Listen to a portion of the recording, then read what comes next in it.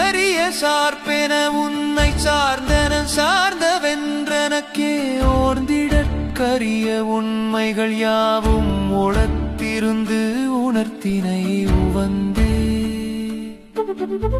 தேர்ந்திடற்கரிய தெய்வனன் நிலைக்கே திரளோடு சேர்த்தனை தேவே ஆர்ந்திடும் அறியாகம வேத கலைகளும் அழுக்கோணாருளே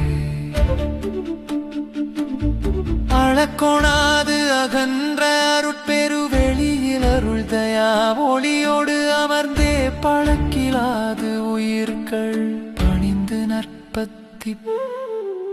பணி செய்ய பணித்தனை கிழக்கிலா மறையிற்கே